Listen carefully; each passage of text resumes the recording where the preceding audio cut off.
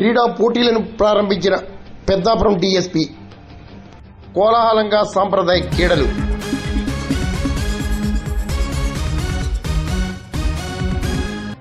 జిల్లా SP Vikrant Patil ఆదేశాలపై Peddapuram SI Mounika ఆధ్వర్యంలో ఏర్పాటు చేసిన క్రీడా పోటీలను పెద్దాపురం డీఎస్పీ శ్రీహరిరాజు ప్రారంభించారు.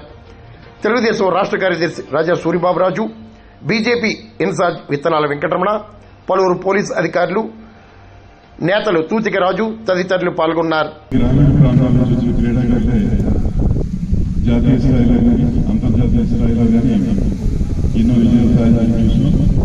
ఈరోజు మీ అందరూ చూస్తుంటే మీరు కూడా మంచి క్రీడాకారులుగా భవిష్యత్తు ఉండాలని కోరుకుంటున్నాం.